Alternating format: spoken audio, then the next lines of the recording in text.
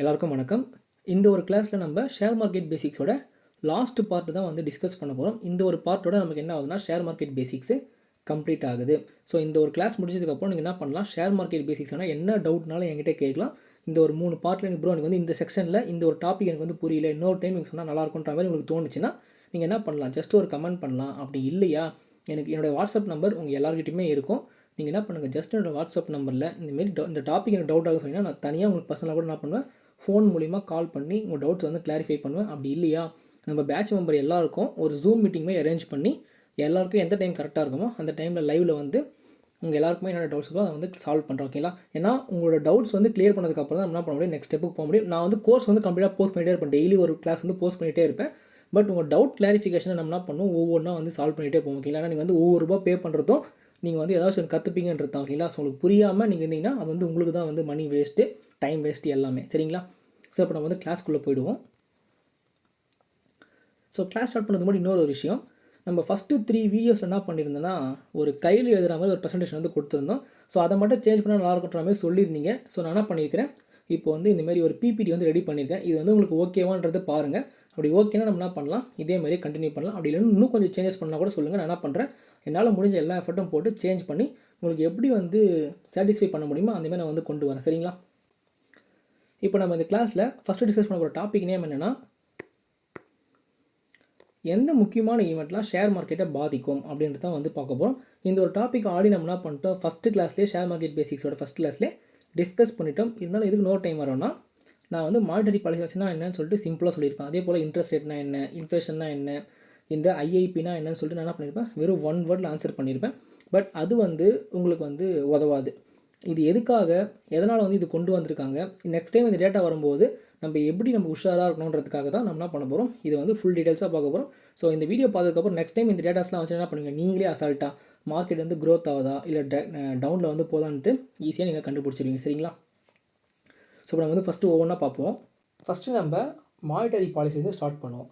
Monetary பாலிசினா என்னென்னு கேட்டிங்கன்னா, நம்ம ஆர்பிஐ கவர்மெண்ட்டு நம்ம நாட்டில் இருக்கக்கூடிய பணப்புழக்கத்தை கண்ட்ரோல் பண்ணுறதுக்காக பயன்படுத்தக்கூடிய ஒரு டூல் தான் இந்த மானிட்டரி பாலிசி. எதுக்காக ஆர்பிஐ இந்த மணி சப்ளையை கண்ட்ரோல் பண்ணணும்னு பார்த்தீங்கன்னா, அதாவது ஆர்பிஐனா reserve bank of India.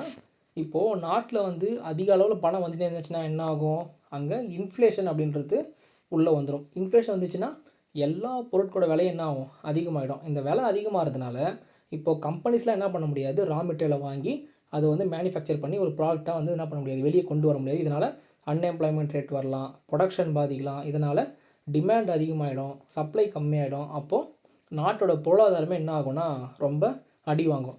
So அந்தமாரி நாட்டோட பொருளாதாரம் அடி வாங்கக்கூடாதுன்னா என்ன பண்ணணும், இந்த ஒரு மணி சப்ளையை கண்ட்ரோல் பண்ணியே ஆகணும். சரி, ஓகே. இந்த மணி சப்ளையை ஆர்பிஐ எப்படி கண்ட்ரோல் பண்ணுறாங்கன்னா, இந்த இன்ட்ரெஸ்ட் ரேட்டை கண்ட்ரோல் பண்ணுறது மூலயமா. இன்ட்ரெஸ்ட் ரேட்டை கண்ட்ரோல் பண்ணுறது மூலிமா எப்படிப்பா நீ வந்து பணப்புழக்கத்தை கம்மி பண்ணலான்னு பார்த்தீங்கன்னா, இப்போ உதாரணத்துக்கு இப்போ ரீசெண்டாக என்ன பண்ணாங்க, நம்ம RBI governor Shaktikanta Das 0.35 basis point என்ன பண்ணார்னா இன்க்ரீஸ் பண்ணார் இல்லை இன்ட்ரெஸ்ட் ரேட்டை. ஏன் இன்க்ரீஸ் பண்ணார், இப்போ நான் சிம்பிளாக உங்களுக்கு எக்ஸ்பிளைன் பண்ணுறேன். இப்போ இந்த ஒரு எக்ஸாம்பிளில் நான் எண்ணெய் மட்டும் எடுத்துக்கிறேன். இதே போல் என்ன மாதிரி நீங்கள் ஒவ்வொருத்தரும் கனெக்ட் பண்ணி பார்த்துங்க. அப்போ மணி சப்ளை கண்டிப்பாக கண்ட்ரோல் ஆகுதான்னு சொல்லிட்டு உங்களுக்கே வந்து புரிய வரும். இப்போ நான் என்ன பண்ணுறேன், மாதம் 20,000 சேலரி வந்து வாங்குகிறேன். இதெல்லாமே வந்து ஒரு கணக்கு தான், சும்மா காட்டி சொல்கிறேன். சரிங்களா? 20,000 சேலரி வாங்குகிறேன். நான் மாதம் இஎம்ஐ எவ்வளோ பே பண்ணுறேன்னு பார்த்தீங்கன்னா ஒரு 12,000 பே பண்ணுறேன். ஓகேங்களா? 12,000 இஎம்ஐ. நெக்ஸ்ட்டு இந்த இஎம்ஐ எதுக்காகன்னு பார்த்தீங்கன்னா ஹோம் லோன். அடுத்ததாக இந்த வீட்டு செலவு, அப்போ அதர்ஸ்ன்னு போட்டு ஒரு 5,000 நான் பண்ணுறேன், செலவு பண்ணுறேன். அப்போது என்னோடய மீதி என்கிட்ட எவ்வளோ இருக்குது, 12 ஒரு 5 17,000 நான் என்ன பண்ணுறேன், வர சேலரியில் செலவு பண்ணிடுறேன். ரிமைனிங் என்கிட்ட எவ்வளோ இருக்குன்னு பார்த்தீங்கன்னா 3,000 ருபீஸ் இருக்குது. இப்போது இந்த 3,000 நான் என்ன பண்ணுறேன், ஒவ்வொரு மாதமும் ஷேர் மார்க்கெட்டில் எஸ்ஐபி மூலயமா இன்வெஸ்ட்மெண்ட் பண்ணிட்டு வரேன். இப்போ நான் மட்டும் என்ன பண்ண மாட்டேன், பங்குச்சந்தையில் இன்வெஸ்ட்மெண்ட் பண்ண மாட்டேன். நிறைய பேர் இப்போ நீங்கள் எல்லாருமே வந்து இப்போ புதுசாக உள்ள வந்திருக்கீங்க இல்லையா? ஸோ இப்போ நீங்களும் என்ன பண்ணுவீங்க, நம்ம வந்து ஷேர் மார்க்கெட்டில் இன்வெஸ்ட்மெண்ட் பண்ணுறது மூலிமா நம்ம வந்து என்ன பண்ணலாம், நம்மளோட பொருளாதார நிலையை உயர்த்திக்கலாம் அப்படின்ற மாதிரி முடிவு எடுத்துகிட்டு வரீங்க இல்லையா? அப்போ என்ன ஆகுதுன்னா, மாதம் இந்தமாதிரி கொஞ்சம் கொஞ்சமாக பணம் உள்ளே வர ஷேர் மார்க்கெட்டில் இருக்கக்கூடிய ஷேர்ஸோட விலை எல்லாமே என்ன ஆயிடுச்சுன்னா புதிய உச்சம் சொல்லிட்டு மார்க்கெட்டே நல்லா மேலே போக ஆரம்பிச்சிருச்சு. ஸோ இப்போ இந்த இடத்துல நம்ம ஆர்பிஐ என்ன பண்ணுறாங்கன்னா, சரி எல்லா பொருளோட விலை ஏறி போச்சு, இப்போ நம்ம விட்டுட்டோம் அப்படின்னா நம்ம வந்து பொருளாதாரமே வந்து பாதிப்படையும். அப்போ நம்ம என்ன பண்ணலாம், இந்த இன்ட்ரெஸ்ட் ரேட்டை இன்க்ரீஸ் பண்ணிடுவோம். இன்ட்ரெஸ்ட் ரேட் இன்க்ரீஸ் பண்ணால் என்ன ஆகும், நான் வந்து பேங்க்குக்கு 12,000 கட்ட வேண்டிய இடத்துல எக்ஸ்ட்ராவாக மணி வந்து கட்டும் இல்லையா, அப்படி எக்ஸ்ட்ரா மணி கட்டும்போது என்ன ஆகும், நான் ஷேர் மார்க்கெட்டில் கொண்டு வர பணம் கம்மியாகிடும். இப்போது இது வந்து ஒரு 7% இன்ட்ரெஸ்ட்னு வச்சுக்கோங்க, நான் பேங்க்கில் வந்து லோன் கட்டுறது. இப்போ நம்ம கவர்மெண்ட் என்ன பண்ணுறாருன்னா, நீங்கள் வந்து இதுக்கப்புறம் 7% கட்டக்கூடாது, 7.5% இன்ட்ரெஸ்ட் கட்டணும் அப்படின்றாரு. அப்போ 0.5% நமக்கு வந்து வட்டி வந்து ஏறி போச்சு. அப்போ நம்ம என்ன ஆகும், நம்ம வட்டி கட்ட வேண்டிய அமௌண்ட்டு என்ன ஆயிடுச்சுன்னா இன்க்ரீஸ் ஆகிடுச்சு. அப்போ என்ன ஆகும், நமக்கு ஆட்டோமேட்டிக்காக நமக்கு 3,000 கட்ட வேண்டிய ஷேர் மார்க்கெட்டில் கொண்டு வர இடத்துல இங்கே 12,000ன்றது ஒரு 13,000 மாறிடும். அப்போ இங்கே என்ன நமக்கு ஒரு 1,000 ஷார்ட்டேஜ் ஆகிடுச்சா, அப்போ ஆட்டோமேட்டிக்காக நம்ம மார்க்கெட்டில் வர பணம் என்ன ஆச்சு, என்கிட்ட இருந்தே உங்களுக்கு 1,000 கம்மியாகிடுச்சு. ஸோ மறுபடியும் என்ன பண்ணுறாரு, நெக்ஸ்ட்டு ஒரு மானிட்டரி பாலிசி மீட்டிங்கில் இன்னொரு ஒரு 5% இன்க்ரீஸ் பண்ணுறாரு. அப்போ என்ன ஆகுது, 7.5 இருந்தது 8% இன்ட்ரெஸ்ட்டாக மாறிடுச்சு. அப்போ நான் மறுபடியும் என்ன பண்ணுவேன், இங்கே 13,000 கட்டியிருந்தேன், நான் 14,000 ஹோம் லோனுக்கு கட்டுவேன். அப்போது நான் ஆல்ரெடி 2,000 கட்டியிருந்தேன், அந்த 2,000 என்ன ஆகிடும், ஒரு 1,000 என் கையை விட்டு பேங்க்குக்கு போக ஆரம்பிச்சிடும். அப்போ என்ன ஆச்சு, மார்க்கெட்டில் வர பணம் கம்மியாகிடுச்சு. இப்போ உங்களுக்கு கிளியராக புரிஞ்சிச்சா எப்படி இன்ட்ரெஸ்ட் ரேட் அதிகப்படுத்துறதுனால நம்ம வந்து மணி சப்ளை கண்ட்ரோல் ஆகுதுன்னு சொல்லிட்டு. இது அப்படியே ஆப்போசிட்டில் மார்க்கெட்டில் வந்து பணமே கிடையாது, மார்க்கெட்டில் மணி ஃப்ளோ ரொம்ப கம்மியாக இருக்குன்னா என்ன பண்ணுவாங்க, இப்போது 8% இருக்கிற இன்ட்ரெஸ்ட் ரேட்டை நான் வந்து இப்போ 5% கொண்டு வந்துடுறேன். அப்படின்னா என்ன ஆகும், நான் பேங்க்குக்கு வட்டி கட்ட வேண்டிய அமௌண்ட்டு கம்மியாகிடும், என்கிட்ட சேவிங்ஸ் அதிகமாக இருக்கும், நான் என்ன பண்ணுவேன் அதை இன்வெஸ்ட்மெண்ட்டுக்கு மார்க்கெட்டில் கொண்டு வரும் இல்லையா. ஸோ இதுதாங்க இந்த மானிட்டரி பாலிசின்றது. சரிங்களா, இப்போ உங்களுக்கு புரிஞ்சிச்சா எப்படி இன்ட்ரெஸ்ட் ரேட் கண்ட்ரோல் பண்ணுறது மூலிமா நம்ம ஆர்பிஐ மணி சப்ளை கண்ட்ரோல் பண்ணுறாங்கன்னு சொல்லிட்டு. சரி, ஓகே. நெக்ஸ்ட்டு இந்த ஆர்பிஐ இந்த இன்ட்ரெஸ்ட் ரேட்டை சேஞ்ச் பண்ணலாமா, அதிகப்படுத்தலாமா, கம்மிப்படுத்தலாமான்றதை டிஸ்கஸ் பண்ணுறாங்க இல்லையா. டிஸ்கஸ் பண்ணும்போது எந்தெந்த விஷயம்லாம் அவங்க மைண்டில் இருக்குன்னு பார்த்தீங்கன்னா, நம்ம நாட்டோட க்ரோத்தும் நாட்டோட இன்ஃப்ளேஷனும் கண்டிப்பாக வந்து கணக்கில் வச்சே பார்ப்பாங்க. நம்ம இந்த இன்ட்ரெஸ்ட் ரேட் ஏற்றினா நம்மளோட க்ரோத் வந்து எப்படி இருக்கும், இல்லை இந்த இந்த ஒரு இன்ட்ரெஸ்ட் ரேட் சேஞ்சஸ்னால நம்ம இன்ஃப்ளேஷன் வந்து எப்படி இருக்கும் அப்படின்ற மாதிரி கருத்தில் கொண்டு தான் அது ஏற்றலாமா வேணாமான்ட்டு முடிவு பண்ணுவாங்க. சரிங்களா, அதே போல் இந்த இன்ட்ரெஸ்ட் ரேட்டு அதிகமாக இருந்துச்சுன்னா என்ன ஆகும் அப்படின்னா, நம்ம கடன் வாங்கக்கூடிய சக்தி குறைஞ்சிடும். இப்போ இந்த மோஸ்ட்லாக யாருக்குன்னு பார்த்தீங்கன்னா இந்த ப்ராப்ளம் வரது இந்த கார்ப்பரேட்டுக்கு தான். இப்போ ஒரு மேனுஃபேக்சரிங் கம்பெனி ரன் பண்ணிட்டு இருக்காங்க அப்படின்னா, அவங்களுக்கு வந்து திடீர்னு எதனா தேவைப்படுது, ஏன்னா எக்ஸ்பென்ஷன் பண்ணணும், இல்லை வந்து ஏன்னா ரா மெட்டீரியல் வாங்கணும், அது கடன் வாங்கணும் அப்படின்னா என்ன பண்ணுவாங்க, இன்ட்ரெஸ்ட் ரேட் அதிகமாக இருக்கும்போது பயப்படுவாங்க. ஏன்னா வட்டி விகிதம் அதிகமாக இருந்துச்சுன்னா நம்மளால் திருப்பி வட்டி வந்து கொடுக்க முடியாது. ஓகேங்களா, அப்படி கொடுக்கறதுனால நமக்கு அந்த ப்ராப்ளம் வரும். ஸோ கம்பெனி வந்து திவாலாகலாம், என்ன வேணால் நடக்கலாம். ஸோ அந்த ஒரு பயத்தினால என்ன பண்ணுவாங்க, எனக்கு வந்து இந்த க்ரோத்லாம் இப்போதைக்கு வேணாம், நம்ம இன்ட்ரெஸ்ட் ரேட் குறைஞ்சதுக்கப்புறம் வட்டி வாங்கலாம் சொல்லிட்டாக்கா அங்கே நமக்கு க்ரோத்தே இருக்காது. இதனால் ரிசெஷன் கூட வரலாம். இப்போ ரீசெண்டாக வந்து அமெரிக்காலாம் வந்து அதெல்லாம் வரப்போகுது அப்படின்ற மாதிரி சொல்லிட்டு இருக்காங்க. ஏன், நம்ம யூஎஸில் வந்து தொடர்ந்து இன்ட்ரெஸ்ட் ரேட்டை ஏற்றினே இருக்கிறதுனால தான். சரிங்களா, நெக்ஸ்ட்டு வந்து பார்த்திங்கன்னா லோ இன்ட்ரெஸ்ட் ரேட்டு. வட்டி விகிதம் கம்மியாக இருந்தாலும் என்ன ஆகுனா, இஷ்டத்துக்கு எல்லாருமே கடன் வாங்க ஆரம்பிச்சிடுவாங்க. வட்டி கம்மியாக தான் இருக்குது, நம்ம என்ன பண்ணுவோம், அப்போ அதிகமான லோன் வாங்கி நம்ம நல்லா க்ரோத் பண்ணிடலாம் நம்ம கம்பெனின்ற மாதிரி என்ன பண்ணுவாங்க, கார்ப்பரேட்லாம் அதிகமாக கடன் வாங்குவாங்க. அதிகமாக கடன் வாங்கினா அவங்களோட க்ரோத் எப்படி இருக்கும், அதிகமாக இருக்கும். அப்போ நாட்டில் வந்து பணப்புழக்கம் அதிகமாகிடும். பணப்புழக்கம் அதிகமாகிடுச்சுன்னா இந்த இன்ஃப்ளேஷன் தலைவிரிக்க ஆரம்பிச்சிடும். ஸோ இந்த லோ இன்ட்ரெஸ்ட் ரேட்டும் நம்ம பார்த்து தான் வந்து பண்ணணும். சரிங்களா, ஸோ அந்த மாதிரி இந்த இன்ட்ரெஸ்ட் ரேட்டில் வந்து எப்பயாச்சும் வந்து சமமாக இல்லை, ஒன்று வந்து அதிகமான இன்ட்ரெஸ்ட் ரேட் இருக்குது, இல்லை கம்மியான இன்ட்ரெஸ்ட் இருந்துச்சுன்னா என்ன ஆகும், நம்மளோட பொருளாதாரம் பாதிப்புக்கு உள்ளாகும். ஓகேங்களா, ஸோ இந்த மானிட்டரி பாலிசின்றது எந்த அளவுக்கு இம்பார்ட்டன்ட் இப்போ உங்களுக்கு புரியுதுங்களா. ஸோ ஒவ்வொரு வாட்டியும் இந்த இன்ட்ரெஸ்ட் ரேட் அதிகமானாலும் சரி கம்மியானாலும் சரி அதை நீங்கள் கண்டிப்பாக வாட்ச் பண்ணியே ஆகணும்.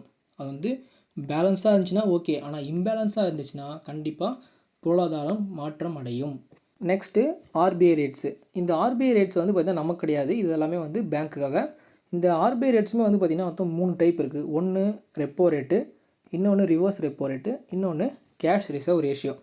இந்த ரெப்போ ரேட்னால் என்னென்னு பார்த்தீங்கன்னா, ஆர்பிஐ இருக்குது பார்த்திங்களா, ஆர்பிஐ கிட்டேருந்து மற்ற பேங்க் என்ன பண்ணணும், லோன் வாங்கும் பேங்க்ஸு. இப்போ இந்த பேங்க்ஸ் அப்படின்னா என்ன பண்ணலாம், நம்ம எக்ஸாம்பிளுக்கு ஹெச்டிஎஃப்சி பேங்க்னு எடுத்துப்போம். இப்போ இந்த ஹெச்டிஎஃப்சி பேங்க் என்ன பண்ணுறாங்கன்னா ஆர்பிஐ கிட்டேருந்து லோன் வாங்குறேன். இப்போ நம்ம என்ன பண்ணுவோம், பேங்க்கில் போய் லோன் வாங்குறேன், லோன் வாங்குறதா நம்ம என்ன பண்ணுவோம், பேங்க்குக்கு வட்டி கட்டும் இல்லையா. அதே போல் தாங்க இந்த பேங்க்கு ஆர்பிஐ கிட்டேருந்து லோன் வாங்குறதுக்கு என்ன பண்ணோம், இந்த பேங்க் வந்து வட்டி கட்டும். ஓகேங்களா, ஸோ அதுதான் இந்த ரெப்போ ரேட் நம்ம சொல்கிறது. இந்த ரெப்போ ரேட்டு அதிகமாக இருந்துச்சுன்னா என்ன ஆகும், பேங்க்கு கடன் வாங்குறது கம்மியாகும். ஏன்னா நம்ம எப்படி நினைப்போம், வட்டி அதிகமாச்சுன்னா நம்ம கடன் வாங்கினா நம்ம வந்து அதிகமான வட்டி கட்ட வேண்டியதாக நமக்கு தேவையில்லாத வேலைன்னு சொல்லுவோம் இல்லையா. அப்போது அதுமாதிரி ரெப்போ ரேட் அதிகமாக இருக்கும்போது பேங்க் என்ன பண்ணணும், கடன் வாங்க ஆர்பிஐட்டேருந்து கடன் வாங்குறதை கம்மி பண்ணிவிட்டு கடன் வாங்காமே இருக்கும். அப்படி வாங்கலைன்னா என்ன ஆகும், நம்மளால் மணி சப்ளை இருக்காது. ஏன் மணி சப்ளை இருக்காது, நம்ம ஆர்பிஐ கடன் கொடுத்தா தான் பேங்க் வந்து நம்ம நார்மல் பீப்புளுக்கோ இல்லை பிஸ்னஸ்க்கோ கடன் கொடுக்கும். அப்படி ஆர்பிஐ கிட்டேருந்து பேங்க் வாங்கலாம், பிஸ்னஸ்லாம் கடன் கொடுக்க முடியாது. ஸோ மணி சப்ளை கம்மியாகிடும். மணி சப்ளை கம்மியாச்சுன்னா என்ன ஆகும், ஆட்டோமேட்டிக்காக க்ரோத் இருக்காது. க்ரோத் இருக்காதுன்னா டீஃப்ளேஷன் நம்ம சொல்ல முடியாது, பொருளாதாரம் வந்து குறைய ஆரம்பிக்கும். ஓகேங்களா.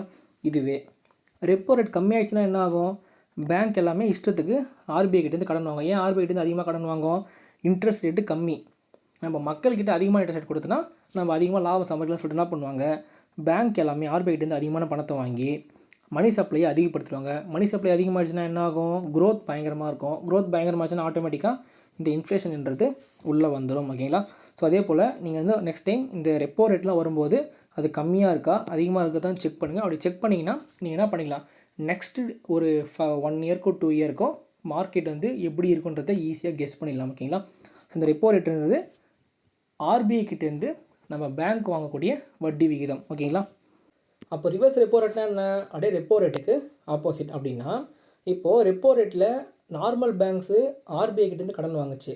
ரிவர்ஸ் ரெப்போவில் பேங்க்கு கிட்டேருந்து ஆர்பிஐ கடன் வாங்கும். ஸோ அப்படி லோன் கடன் அப்படி ஆர்பிஐ வந்து கடன் வாங்கிச்சுன்னா என்ன பண்ணுவாங்க, இந்த ஆர்பிஐ இந்த பேங்க்ஸுக்கெலாம் வந்து இன்ட்ரெஸ்ட் வந்து ஆர்பிஐ வந்து கொடுக்கும். ஓகேங்களா. அப்போது இந்த ரிவர்ஸ் ரெப்போ ரேட்டு அதிகமாச்சுன்னா பேங்க்லாம் என்ன பண்ணுவாங்க, நம்ம நார்மல் பீப்புள்ஸ்க்கோ இல்லை பிஸ்னஸ்க்கோ கொடுத்தோன்னா நமக்கு வந்து வட்டி சரியாக வராது. ஆனால் நமக்கு வந்து ஆர்பிஐ என்ன பண்ணுறான், அதிகமான வட்டி கொடுக்குறான்னு சொல்லிட்டு நம்ம நார்மல் பேங்க் எல்லாமே என்ன பண்ணோம், ஆர்பிஐக்கு மணியை வந்து அதிக அளவில் கொடுக்கும். அதிக அளவுக்குள்ள பேங்க் வந்து ஆர்பிஐக்கே கொடுத்துருச்சுன்னா பணம் எல்லாம் எங்கே ஆகிடும், ஆர்பிஐக்குள்ளே லாக் ஆகிடும், பொருளாதாரத்துக்குள்ளே வராது. அப்படி வரலன்னா என்ன ஆகுனா, மணி சப்ளை கம்மியாகிடும். மணி சப்ளை கம்மியாகிடுச்சுன்னா க்ரோத் கம்மியாகிடும். க்ரோத் கம்மியாகிடுச்சுன்னா அப்படின்னு ஆகும், மார்க்கெட்டோட டிஃப்ளேஷனாக பணப்பற்றாக்குறை வந்து அதிகமாக ஆரம்பிச்சிடும். ஓகேங்களா. அதே சமயம் இன்ட்ரெஸ்ட் அதாவது ரிவர்ஸ் ரெப்போ ரேட்டு கம்மியாகிடுச்சுன்னா என்ன பண்ணோம், பேங்க் யாருமே ஆர்பிஐக்கு கொடுக்க மாட்டாங்க பணத்தை. ஏன்னா நம்ம நார்மலாக பப்ளிக்கிட்டேயும் கார்பரேஷன் கம்பெனிஸ்கிட்டையும் கொடுத்தோன்னா வட்டி அதிகமாக கிடைக்கும். ஆனால் ஆர்பிஐ கிட்ட கொடுத்தா ரொம்ப கம்மியாக தான் இன்ட்ரெஸ்ட் கிடைக்குது. அப்போ நம்ம ஏன் தேவையில்லாமல் ஆர்பிஐ கிட்ட கொடுக்கணும், நம்ம மக்கள்கிட்டே கொடுக்கலாம்னு சொல்லிட்டு பேங்க் எல்லாமே மக்கள்கிட்ட கொடுக்க ஆரம்பிக்கும். அப்போது பணப்புழக்கம்ன்றது என்ன ஆகும்னா மார்க்கெட்டில் அதிகரிச்சிச்சுன்னா க்ரோத் ஆட்டோமேட்டிக்காக இன்க்ரீஸ் ஆகும். க்ரோத் இன்க்ரீஸ் ஆச்சுன்னா பணப்புழக்கம் உள்ளே வந்துடும். ஓகேங்களா. ஸோ அப்போ நீங்கள் என்ன பண்ணலாம், ஈஸியாக இந்த ரிவர்ஸ் ரெப்போ ரேட் அதிகமாச்சுன்னா மார்க்கெட்டு குறைய ஆரம்பிக்கும். ரிவர்ஸ் ரெப்போ ரேட்டு குறைஞ்சிச்சின்னா மார்க்கெட்டு நல்லா ஏற ஆரம்பிக்கும். ஓகேங்களா. இதில் வச்சு நீங்கள் என்ன பண்ணலாம், உங்களோட இன்வெஸ்ட்மெண்ட் ஆப்பர்ச்சுனிட்டியை ஈஸியாக பிளான் பண்ணிக்கலாம். அதுவும் பேங்கிங் ஸ்டாக்கில் இந்த ஆர்பிஐ ரேட்ஸ் வரும்போது ரொம்ப சேஃபாக இருக்கணும். சரிங்களா. கடைசியாக பார்த்தீங்கன்னா கேஷ் ரிசர்வ் ரேஷியோ. இந்த கேஷ் ரிசர்வ் ரேஷியோ என்னென்னு பார்த்தீங்கன்னா minimum money deposit to RBI for safety purpose. அப்படின்னா இப்போ நம்ம பேங்க்கில் என்ன பண்ணுவோம், டெபாசிட் பண்ணுவோம். நான் ஃபஸ்ட்டு என்ன பண்ணுறேன், இதிலேருந்து உங்களுக்கு ஒரு எக்ஸாம்பிள் வந்து ட்ரா பண்ணி காமிக்கிறேன், அப்போ இன்னும் கிளியராக புரியும். நம்ம என்ன பண்ணோம், சிஆர்ஆர்னா கேஷ் ரிசர்வ் ரேஷியோன்னு சொல்லுவோம். ரிசர்வ்னா உங்களுக்கு நல்லா தெரிஞ்சுக்கும். ரிசர்வ்ன்றது நம்ம ஃப்யூச்சருக்கு தேவையாக நான் பாதுகாத்து வைக்கிறதுக்காக ரிசர்வ்னு நம்ம சொல்கிறோம். அதான் அந்த கேஷ் ரிசர்வ் ரேஷியோன்றதுக்கான அர்த்தம். அதே நம்ம பண்ண first point minimum money deposit to RBI. அதாவது ஒவ்வொரு வங்கியும் குறைஞ்சபட்ச தொகையை என்ன பண்ணோம், ஆர்பிஐயில் டெபாசிட் பண்ணோம். எதுக்காக நான் சொல்கிறேன், இப்போது உதாரணத்துக்கு வந்து ஹெச்டிஎஃப்சி பேங்க் எடுத்துப்போம். ஹெச்டிஎஃப்சி பேங்க்கு நான் என்ன பண்ணுறேன், ஹெச்டிஎஃப்சி பேங்க்கில் ஒரு 20,000 ரூபாய் டெபாசிட் பண்ணுறேன். ஓகேங்களா. இப்போ நான் இந்த ஹெச்டிஎஃப்சி பேங்க்கில் 20,000 ரூபாய் டெபாசிட் பண்ணுறதுனால எனக்கு வந்து வட்டி கிடைக்குது. அப்போது இந்த பேங்க்காரர் என்ன பண்ணுவான், சும்மா கொடுத்துருவானா, அந்த 20 ரூபாய் இந்த 20,000 மற்ற யாருக்காச்சும் லோன் வந்து கொடுக்கும். ஓகேங்களா. லோன் கொடுக்கும்போது அந்த லோனுக்கு வந்து இன்ட்ரெஸ்ட் வரும். அந்த இன்ட்ரெஸ்ட்டில் நம்ம என்ன பண்ணுவோம், பேங்க்காரன் நம்ம கொடுப்பான். ஓகேங்களா. இதுதான் வந்து நடக்கிறது. ஆனால் எதுக்காக இந்த சிஆர்ஆர் வந்து உள்ளே வருது அப்படின்னா, இப்போ நான் இந்த 20,000 ரூபாய் வந்து என்ன பண்ணணும், நான் எப்போ கேட்டாலும் இந்த ஹெச்டிஎஃப்சி பேங்க்கு எனக்கு கொடுக்கணும். ஏன்னா டெபாசிட் அர்த்தம் தானே. இதே நம்ம வந்து ஃபிக்ஸ்டு டெபாசிட் எஃப்டிலையோ இல்லை வேறு ஏதாச்சும் நம்ம போட்டு என்ன பண்ணோம், அந்த மெச்சூரிட்டியோகளும் வெயிட் பண்ணோம். இப்போ ஃபிக்ஸ் டெபாசிட்னு சொல்லிட்டு 4 இயர்ஸ் போட்டோன்னா 4 வருஷம் தான் வந்து அந்த பணத்தை கேட்கவே தேவையில்லை. பேங்க் கேட்டாலும் கொடுக்க மாட்டான். 4 வருஷம் கழிச்சு நம்ம என்ன பண்ணுவோம், அந்த 20,000 கேட்போம். ஆனால் நம்ம நார்மலாக என்ன பண்ணுவோம், நம்ம நார்மலாக சேலரிலாம் வருது இல்லையா, அதை நம்ம எப்போனா போட்டு எடுத்துக்கிறோம் இல்லையா. அப்படி பண்ணும்போது என்ன ஆகணும்னா, நம்ம எப்போ கேட்டாலும் இந்த பேங்க் நமக்கு நம்ம கேட்குற காசை கொடுக்கணும், நம்ம எவ்வளோ டெபாசிட் பண்ணுமோ அந்த காசை கொடுக்கணும். அப்படி இருக்கும்போது இந்த HDFC பேங்க்கு மொத்த 20,000 ரூபாயும் லோன் கொடுத்துட்டா என்ன ஆகுனா, நம்ம கேட்குறப்ப பேங்க்கால் பணத்தை கொடுக்க முடியாது. ஓகேங்களா? அப்படி கொடுக்க முடியலன்னா என்ன ஆகும், இந்த HDFC பேங்க்குக்கு ப்ராப்ளம் வரும். அதனால தான் RBI என்ன சொல்கிற, சேஃப்டிக்காக நீ என்ன பண்ணு, எனக்கு வந்து குறிப்பிட்ட அமௌண்ட்டை என்கிட்ட வச்சிரு அப்படின்னு சொல்லுது. இப்போ உதாரணத்துக்கு இந்த CRR ரேட்டு ஒரு 4% இருக்குன்னு வச்சுக்கோங்களேன். அப்போ என்ன பண்ணணும், இந்த 20,000 ரூபாயில் 4% என்பது 20,000ல் 4% அப்படின்னா நமக்கு வந்து 800 ரூபா. அப்போ இந்த HDFC பேங்க் என்ன பண்ணணும், இந்த 800 ரூபாயை கொண்டு போயிட்டு RBIயில் டெபாசிட் பண்ணிடணும். அப்போ இந்த மீதி எவ்வளோ இருக்குது, 19,200 ருபீஸ் இருக்கும். நீ என்ன பண்ணிக்கலாம், பேங்க்கு இந்த 19,200 ரூபாயை நீ வட்டி கூட்டு என்ன பண்ணிக்கலாம், சம்பாரிச்சிக்கலாம் அப்படின்ற மாதிரி என்ன பண்ணணும், இந்த RBI வந்து சொல்லலாம். ஓகேங்களா? ஸோ இது வந்து எப்படி பொருளாதாரத்தை பாதிக்கும் அப்படின்றத உங்களுக்கு எக்ஸ்பிளைன் பண்ணுறேன். ஒரு பாக்ஸ் வந்து போட்டுப்போம். இப்போ எல்லோரும் இந்த ஒரு பாக்ஸை வந்து பாருங்கள். இப்போ CRR ரேட் வந்து ஹையாக இருக்குது. ஓகேங்களா? ஹைனா என்ன ஆகும், இப்போ வந்து 4% இருக்குது பார்த்தீங்கன்னா, அந்த 4%ன்றது 5%ஆக மாற்றுறாங்கன்னா என்ன ஆகும், இப்போ அந்த 20,000 ரூபாயில் 4% 800 ரூபா. அப்போ 5% ஆகிடுச்சுன்னா இந்த 800 ரூபாய்க்கு பதிலாக என்ன பண்ணணும், 1000 ரூபாயை போய் RBIயில் டெபாசிட் பண்ணணும். அப்போ என்ன ஆகுதுன்னா, டெபாசிட் வந்து RBIயில் பண்ணக்கூடிய டெபாசிட்டு இன்க்ரீஸ் ஆகிடும். இதனால் ஃபண்ட் ஃப்ளோ என்ன ஆகிடுது, கம்மியாகிடுது. ஏன் ஃபண்ட் ஃப்ளோ கம்மியாகிடுது, 800 ரூபா கொடுக்க வேண்டியதில் 1000 ரூபாய் கொடுக்குறோம். அப்போது இந்த 200 ரூபான்றது வெளியே வந்து வரமாட்டேங்குது, மார்க்கெட் அந்த பேங்க்குள்ளே போய் லாக் ஆகிடுது இல்லையா. ஸோ அப்போ ஃபண்டு ஃப்ளோ கம்மியாகிடும். இதனால் க்ரோத் இருக்காது, க்ரோத் வந்து கம்மியாகிடும். க்ரோத் கம்மியாச்சுன்னா நமக்கு என்ன ஆகும், டீஃப்ளேஷன்ன்றது உள்ளே வந்துடுமா. ஓகே, இதே இந்த CRR ரேட்டு லோவாக இருக்குது அப்படின்னா, இப்போ நமக்கு வந்து 4% சொன்னோம் இல்லையா, 4%க்கு பதிலாக 3% இருக்குன்னா என்ன ஆகும், இங்கே 800 ரூபான்னு இருக்கிறது அப்படியே கம்மியாகிட்டு 600 ரூபாயாக மாறிடும். அப்போது இந்த எக்ஸ்ட்ரா இருக்கக்கூடிய அந்த 200 ரூபாய் என்ன ஆகிடும்னாக்கா மார்க்கெட்டில் ஃப்ளோட் ஆக ஆரம்பிக்கும். அப்போது RBIயில் பண்ணக்கூடிய டெபாசிட்டு கம்மியாகிடும், ஃபண்டு ஃப்ளோ அதிகமாகிடும். இதனால் இதோட எஃபெக்ட்னா க்ரோத் அதிகமாக இருக்கும். அதனால் இன்ஃப்ளேஷன் உள்ளே வந்துடும். ஓகேங்களா? இப்போ உங்களுக்கு கிளியராக புரிஞ்சுச்சு இந்த CRR எவ்வளோ முக்கியம்னு சொல்லிட்டு. ஸோ இதை தான் நான் பண்ணியிருப்பேன். இங்கே வந்து செகண்ட் பாயிண்ட்டும் தேர்ட் பாயிண்ட்டும், ஹை CRR அப்படின்னா லெண்டிங் கெப்பாசிட்டி கம்மியாகிடும், லோ CRRனால் நம்ம வந்து பார்த்தோம் இல்லையா. இவ்வளோ தாங்க இந்த கான்செப்ட். இப்போது நெக்ஸ்ட் டைமு இந்த RBI ரேட்டில் இந்த கேஷ் ரிசர்வ் ரேஷியோவாக இருக்கட்டும், ரெப்போ ரேட்டாக இருக்கட்டும், இல்லை இந்த ரிவர்ஸ் ரெப்போ ரேட்டாக இதெல்லாம் வரும்போது நீங்கள் என்ன பண்ணிக்கலாம், அழகா சரி ஓகே இந்த கேஷ் ரிசர்வ் ரேஷியோ அதிகமாகிடுச்சு, அப்போது பேங்க்லாம் வந்து லோன் கொடுக்கறத கம்மி பண்ணிவிடுவாங்க. கம்மி பண்ணிட்டாங்கன்னா க்ரோத் எல்லாமே கம்மியாகிடும். அப்போது மார்க்கெட்டோட ஷேர் வேல்யூஸ் எல்லாமே குறைய ஆரம்பிக்கிறது நீங்கள் என்ன பண்ணலாம், ஈஸியாக கண்டுபிடிச்சிடலாம். சரிங்களா? இப்போ நம்ம நெக்ஸ்ட்டு மூவ் பண்ணிவிடுவோம். நெக்ஸ்ட் நம்ம பார்க்க போகிறது இன்ஃப்ளேஷன். இன்ஃப்ளேஷன் அப்படின்னா எல்லாருக்குமே தெரிஞ்ச விஷயம் தான், பணவீக்கம். பணவீக்கம்னா என்ன, ஒரு நார்மலாக இருக்கக்கூடிய அந்த கூட்ஸ் அண்ட் சர்வீசஸோட விலை வந்து ஏறுறது. கூட்ஸ் அண்ட் சர்வீஸ்னால் நம்ம நார்மலாக யூஸ் பண்ணுற ஃப்ரூட்ஸு, வெஜிடேபிள்ஸு, இல்லை தானியங்கள், இல்லை அரிசி, சர்க்கரை, பால் எல்லாத்தோட விலை ஏறிக்கிட்டே இருக்குது இல்லையா, அதை தான் நம்ம சொல்லலாம் இன்ஃப்ளேஷன் நம்ம சொல்லுவோம். அந்த இன்ஃப்ளேஷனை எப்படி கேல்குலேட் பண்ணுவாங்கன்னு பார்த்தீங்கன்னா, மோஸ்ட்லாக 2 இண்டெக்ஸ் மூலிமா கேல்குலேட் பண்ணுவாங்க. அது ஒன்று ஹோல்சேல் ப்ரைஸ் இண்டெக்ஸு WPIன்னு சொல்லுவோம், இன்னொன்று கன்சியூமர் ப்ரைஸ் இண்டெக்ஸ் CPIன்னு சொல்லுவோம். இப்போ நிறைய பேர் நீங்கள் யூடியூப்லாம் கூட பார்த்துருப்பீங்க, நிறைய டெலகிராம் சேனல் கூட பார்த்துருப்பீங்க. WPI டேட்டா வந்து புவராக இருக்குது, CPI டேட்டா வந்து நல்லா புவராக இருக்குன்ற மாதிரி சொல்லுவாங்க இல்லையா. இது எல்லாமே என்ன, இன்ஃப்ளேஷன் இருக்கா இல்லையான்றதை கண்டுபிடிக்கிறதுக்கான ஒரு மெத்தட் தான். ஓகேங்களா? இந்த டேட்டாஸ்லாம் நமக்கு யார் கொடுப்பாங்கன்னு பார்த்தீங்கன்னா, ministry of statistics and programme implementation அப்படின்ற, நாங்கள் வந்து தப்பாக இது வந்து டேட்டா தான். ஓகேங்களா? இந்த அப்படின்ற ஒரு ஆர்கனைசேஷன் தான் நமக்கு வந்து கொடுக்குறாங்க. உங்களோட ஷார்ட் ஃபார்ம் என்ன சொல்லணுமா, MOSPI அப்படின்னு நம்ம ஷார்ட்டாக சொல்லுவோம். இப்போ நம்ம வந்து ஒவ்வொன்றா பார்க்கலாம். WPIலேருந்து ஸ்டார்ட் பண்ணுவோம். WPIனா ஹோல்சேல் ப்ரைஸ் இண்டெக்ஸ்.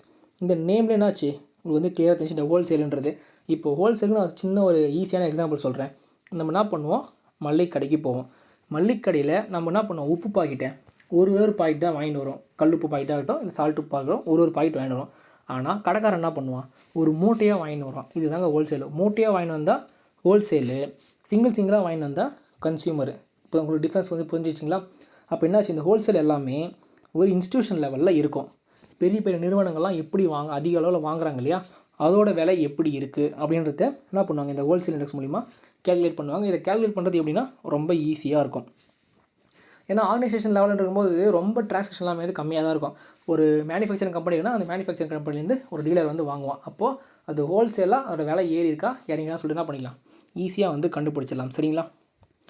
அப்படி இந்த WPI டேட்டா வந்து அதிகமாக இருந்துச்சு அப்படின்னா என்ன ஆகும்? இன்ஃப்ளேஷன் வந்து அதிகமாக இருக்குன்றதை தான். WPI வந்து கம்மியாச்சுன்னா இந்த ப்ரைஸ் எல்லாமே கம்மியாக இருக்குன்றது நீங்கள், அதாவது இன்ஃப்ளேஷன் வந்து கம்மியாக இருக்குன்றதை நீங்கள் தெரிஞ்சுக்கலாம். சரிங்களா? அதே சமயம் தான் கன்சியூமர் அப்படின்னா இது வந்து மொத்தம் 2 விதமாக கால்குலேட் பண்ணுவாங்க. ஒன்று ரூரல் யூசேஜ், இன்னொன்று அர்பன் யூசேஜ். கிராமப்புறங்கள் மற்றும் நகர்ப்புறங்களில் எந்த மாதிரி விலைவாசி இருக்குன்றதை கால்குலேட் பண்ணுறது தான் இந்த கன்சியூமர் ப்ரைஸ் இண்டெக்ஸு. இந்த CPI வந்து கால்குலேட் பண்ணுறது கொஞ்சம் கஷ்டம் தாங்க. ஓகேங்களா? ஏன்னா இதுனா ஹோல்சேலு இன்ஸ்டியூஷன் லெவலில் ஈஸியாக படுத்தலாம்னா, இது வந்து கிராமப்புறத்துக்கு போய் சர்வே எடுக்கணும், நகர்ப்புறத்தில் எப்படி விலைவாசின்னு சொல்லி தான் பண்ணணும், சர்வே எடுக்கணும் இல்லையா? ஸோ இது வந்து கொஞ்சம் கஷ்டமான ஒரு மெத்தடு. ஸோ இந்த மாதிரி அந்த CPIயில் வந்து என்னென்னலாம் வந்து இன்க்ளூட் பண்ணுவாங்கன்னு பார்த்தீங்கன்னா, நம்ம ஆடி பார்த்தோம் இல்லையா? ஃப்ரூட்ஸு, வெஜிடேபிள்ஸு, பெட்ரோலு, டீசல் விலைலாம் எப்படி இருக்குது கன்சியூமர் லெவலில் அப்படின்றத என்ன பண்ணுவாங்க, கனெக்ட் பண்ணி இன்ஃப்ளேஷன் இருக்கா இல்லையான்றதை ஈஸியாக நமக்கு காமிச்சு கொடுத்துருவாங்க. சரிங்களா? நெக்ஸ்ட் நம்ம பார்க்க போகிறது இந்த IIP அண்டு PMI. இந்த IIP டேட்டா ரொம்ப முக்கியங்க. எப்போ இது வந்து மாதம் ரிலீஸ் பண்ணுது, ரெண்டுமே மாதம் ரிலீஸ் பண்ணுவாங்க. அதில் இந்த IIP ரொம்ப முக்கியம். ஏன் ரொம்ப முக்கியம்னா, இந்த இண்டஸ்ட்ரியல் ப்ரொடக்ஷன் ரேட்டு கம்மியாக இருந்துச்சுன்னா எக்கனாமி வந்து டிக்ளைன் ஆகுதுன்னு அர்த்தம். இந்த இண்டஸ்ட்ரியல் ப்ரொடக்ஷன் ரேட்டு அதிகமாக இருக்குன்னா எக்கனாமி வந்து க்ரோத் ஆகுதுன்னு அர்த்தம். ஓகேங்களா? எப்படின்னா இந்த டேட்டாவை எப்படி கால்குலேட் பண்ணுறாங்கன்னு நான் சொல்லிடுறேன். ஃபஸ்ட்டு இந்தியாவை பொறுத்த வரைக்கும் 2004 2005 காலகட்டத்தை என்ன பண்ணிக்கிறாங்க, ரெஃபரன்ஸ் பாயிண்ட், அதாவது பேஸ் பாயிண்ட்டாக வச்சுருக்காங்க. இப்போ 2004 2005 20ன்னு சொல்லிட்டு IIP கால்குலேட் பண்ணுறாங்கன்னு வச்சுக்கோங்க. இப்போது என்ன வருஷம் இது? 2022 2023 காலாண்டு இல்லையா? இந்த காலாண்டில் IIP டேட்டா இது என்ன மாதம்? ஜனவரி மாதம். இப்போ இந்த ஜனவரி மாதம் ஆல்ரெடி ரிலீஸ் பண்ணிட்டாங்க. இப்போ நம்ம பிப்ரவரி மாதம் கணக்கு, பிப்ரவரி மாதம் என்ன பண்ணுறாங்க, ஒரு 25 அப்படின்னு சொல்லிட்டு கால்குலேட் பண்ணுறான்னு வச்சுக்கோங்க. அப்போ என்ன ஆச்சு? இந்த IIP டேட்டா இந்த ரெஃபரன்ஸ் டேட்டாவோட அதிகமாக இருக்குது. அப்போது நாட்டில் வந்து ப்ரொடக்ஷன் வந்து அதிகமாகிட்டு, இண்டஸ்ட்ரியல் ப்ரொடக்ஷன் அதிகமாகிட்டு இருக்குது, எக்கனாமிக்கு நல்லது. ஓகேங்களா? இதுவே இந்த பிப்ரவரி மாதம் இந்த IIP டேட்டா 20க்கு கீழே, அதாவது ஒரு 15ன்னு கால்குலேட் பண்ணான்னு வச்சுக்கோங்களேன். அப்போ என்னாச்சு? அது வந்து கம்மியாக இருக்குது. IIP டேட்டா கம்மியாக இருக்குது. IIP டேட்டா கம்மியாக இருந்துச்சுன்னா நாட்டில் ப்ரொடக்ஷன் வந்து கம்மியாகிடுச்சு. அப்போ பொருளாதாரத்துக்கு எது கேடு விளைவிக்கும் அப்படின்றது தான் இந்த ஒரு IIP டேட்டா சொல்கிறது. ஓகேங்களா? அதாவது ப்ரொடக்ஷன் சார்ந்தது. ப்ரொடக்ஷன் பாதிக்கப்பட்டுச்சுன்னா நம்ம எக்கனாமி ப்ராப்ளம் வரும். ஓகேங்களா? நான் தான் வந்து இங்கே 2 கொடுத்துருப்பேன். ஹையர் IIPனா என்ன, லோவர் IIPனா என்னன்னு சொல்லிட்டு. சரிங்களா? நெக்ஸ்ட்டு இந்த PMI. உண்மையிலே வந்து எனக்கு இந்த PMIனா என்னன்னு சொல்லிட்டு ஒழுங்காக புரியல. ஆனால் எனக்கு தெரிஞ்சது என்ன அப்படின்னு பார்த்தீங்கன்னா, இந்த பெரிய பெரிய கம்பெனிஸ்லாம் இருக்குது இல்லையா? பெரிய பெரிய கம்பெனிஸ் என்னும்போது அது ப்ரொடக்ஷன் பண்ணுற கம்பெனியாகட்டும், இல்லை சர்வீஸ் பண்ணுற கம்பெனிஸாக இருக்கட்டும், அந்த கம்பெனிஸுக்கு ஒவ்வொரு மாதமும் புது ஆர்டர்ஸ் கிடைக்குது பார்த்தீங்களா? ஸோ அதை தான் இந்த PMIன்னு சொல்கிறாங்கன்னு நினைக்கிறேன். இது ஆல்மோஸ்ட் எப்படின்னு பார்த்தீங்கன்னா, இந்த 50ன்ற ஒரு வேல்யூக்கு கிட்டே தான் வந்து பார்த்திங்கன்னா மேலேயும் கீழே மூவ் ஆகிட்டே இருக்கும். ஓகேங்களா? இதில் வந்து என்ன சொல்கிறாங்கன்னா, இந்த PMI டேட்டா 50க்கு மேலே, அதாவது 50ஓ 55ஓ 60ஓ அந்த 50க்கு மேலே இருந்துச்சுன்னா அது வந்து எக்கனாமிக்கு நல்லது அப்படின்னு சொல்கிறாங்க.